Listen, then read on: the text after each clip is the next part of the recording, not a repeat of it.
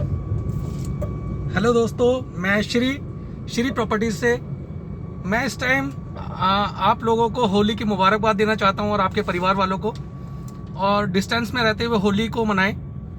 और आज मैं आपको एक ऐसी चीज़ बताने जा रहा हूं जिससे कि आपको सुन के खुशी होगी।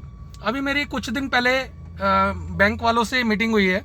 मैं चाहता हूं कि जो लोग रेंट पे करते हैं 15,000, 20,000, 10,000, मैं चाहता हूं कि उन लोगों को भी घर मिल जाए। अब मैं ऐसा डिसाइड कर रहा हूँ कि उन लोगों को घर कैसे मिलेगा। ना ही तो वो 20%, क्योंकि बैंक 80% फाइनेंस करता है और 20% अपने पास से देना पड़ता है।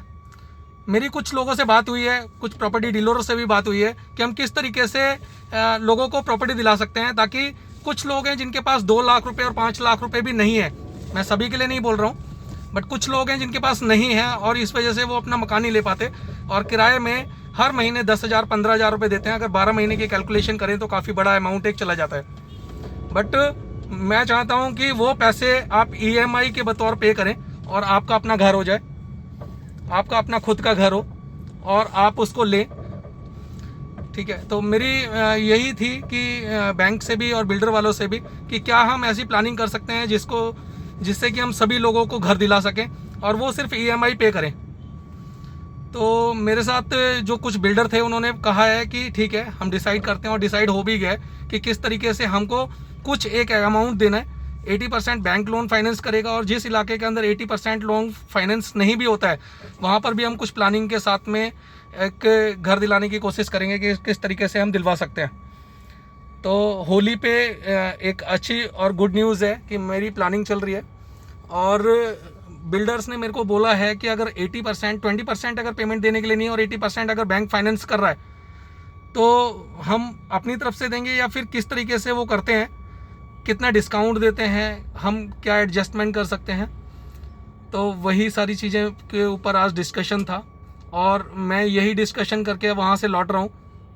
मेरे को बहुत अच्छा लगा कि जो 1 BHK फ्लैट्स वाले हैं, मेरे पास 1 BHK फ्लैट के लिए, अगर मैंने अभी थोड़े दिन पहले बात करी थी, बोल रहे थे कि मेरे पास खाली 15 लाख रुपए हैं और मैं 1 BHK लेना चाहता हूँ और मैं रेंट पे कर रहा हूँ 10,000 रुपये महीने।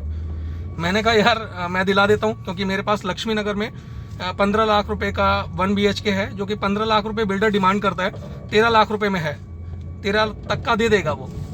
तो उसने बोला 13 तो नहीं दे पाऊंगा, मेरे पास 6-7 लाख रुपए हैं।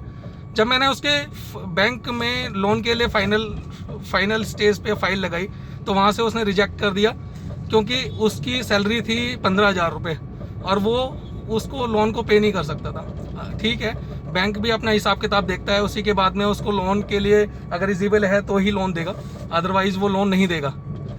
इसी चीज़ को लेते हुए कि वो बहुत हरास हुआ था, मैंने उसका टोकन भी करा दिया था, उसने टोकन भी कराया, लेकिन जिस टाइम मैंने उसको वापस करवाया कि उसका लोन सैंक्शन नहीं हुआ, वो बहुत ज़्यादा, यानी कि आंखों में आंसू ले आया था कि मैं किस तरीके से उसको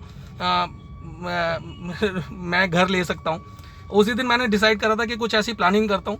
मेरी कुछ बैंकर से ही बात हुई थी, अब वो बैंक वाले ये कह रहे हैं कि हम तो हमारे जो रूल्स हैं उसके अगेंस्ट नहीं हो सकते, क्योंकि 80% तक ही हम लोन देते हैं और कुछ ऐसे इलाके हैं जहाँ पर 50 या 60% लोन होता है, और वो भी प्रॉपर्टी के ऊपर लोन होता है कि उसका सर्कल रेट क्या है, वो अपने रूल्स के अगेंस्ट नहीं जा सकते। लेकिन बिल्डर तो कुछ ना कुछ हमारे लिए कर ही सकता है कि हमें किसी तरीके से प्रॉपर्टी दिला दे।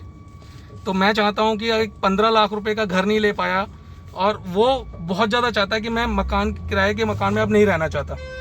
मैंने कहा ठीक है, मैं उसको दिलाऊंगा।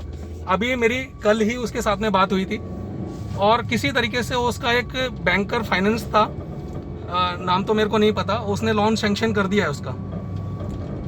ठीक है, अब वो बहुत ज़्यादा खुश है कि उसको होली का गिफ्ट मिल गया और आज मिलके मेरे से बहुत अप्रिशिएशन भी दे रहा था कि सर मेरे को एक होली का गिफ्ट मिल गया।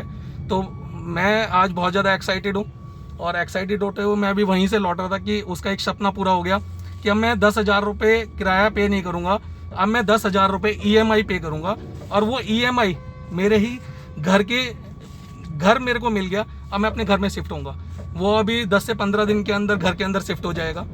मैं मिलूंगा उससे और आपको भी एक वीडियो ज़रूर डालूंगा हैप्पी कस्टमर्स की। ठीक है, तो मैं सिर्फ यही इन्फॉर्मेशन देना चाहता था कि मेरा सपना है कि घर हो अपना और आप सबको मैं घर दिलाना चाहता हूँ, जो कि एक कम से कम प्राइस के अंदर आ जाए और आप लोग घर ले लें। मैं इसीलिए मैं आज ये एक वीडियो डाल रहा हूँ, इसका कोई लॉजिक नहीं है, सिर्फ मैं आपको एक तो विश करना चाहता हूँ हैप्पी होली, कि आप लोगों को मेरी तरफ से और मेरे परिवार वालों की तरफ से और आपके परिवार वालों को हैप्पी होली, खुशियों से त्यौहार मनाएं।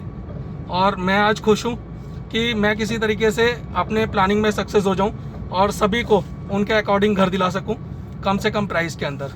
Thank you, happy Holi against. और मैं कुछ ना कुछ नया लेता आऊँगा आपके लिए, और अच्छी से अच्छी चीज़ें और अच्छी से अच्छी बेस्ट डील मैं आपको दिलाता रहूँगा। ठीक है, थैंक यू, हैप्पी होली।